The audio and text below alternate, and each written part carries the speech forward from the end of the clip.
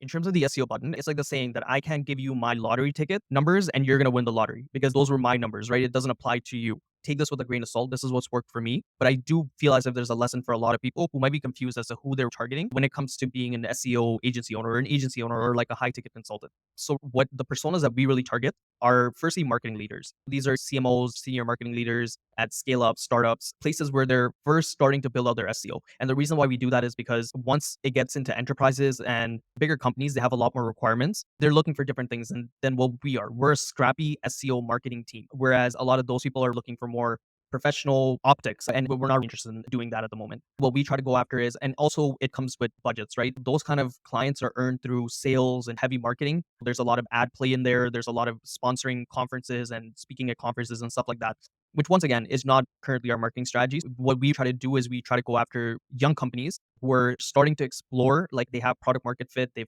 gone the paid route, they've validated that their product works, it sells, and now what they're trying to do is they're trying to reduce their CAC. They're trying to get more into the organic channels because they know for a fact that their competitors are using it and they are getting leads, they're getting traffic, leads, and sales through organic search. That's usually when we are brought in. And obviously, these companies don't have massive budgets either. That's another place where we shine because we'll tell you exactly what you need and only try to deliver that. Whether there's no fluff, there's no extra person to do XYZ. The team is lean and we go after very specific problems that we're trying to solve.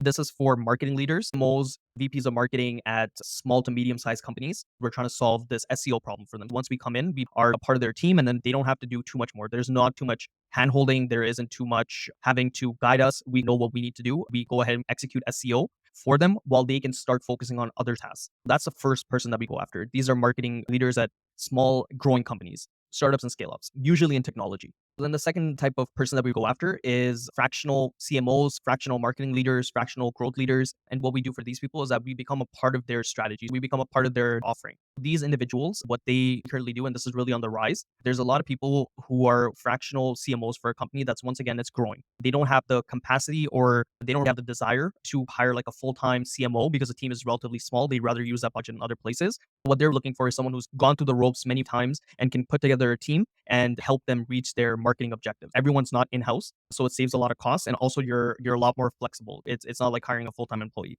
For those individuals, fractional CMOs, fractional growth leaders, what we do is we become a part of their offering. They might have someone who specializes in Facebook ads. They might have someone who specializes in Google ads. They will need someone who specializes in organic traffic, specifically search engine optimization and content. That's where we plug it into their team.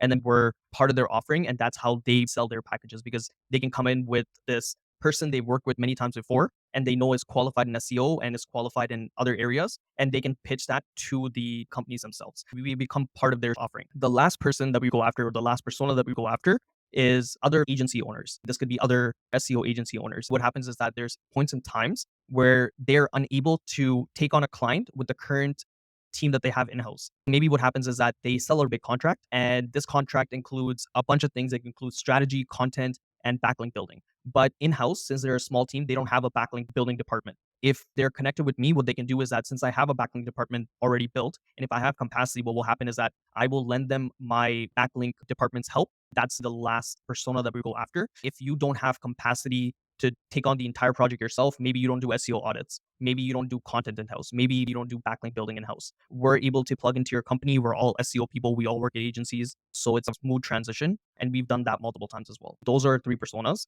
As you can see, it's not as we target marketing people at companies with 0 to 50 who are in this industry, blah, blah, blah. I'm pretty sure there's benefits to doing that as well, but it doesn't have to be that specific. This is our third year running this business. We've done good numbers, and this has been always our philosophy. We're unconventional. We're not targeting the normal way of targeting. We're targeting different types of channels, and those are the ones that are really working for us. In terms of your persona, thinking outside the box, who's really providing you the business, and how best can you go after those people?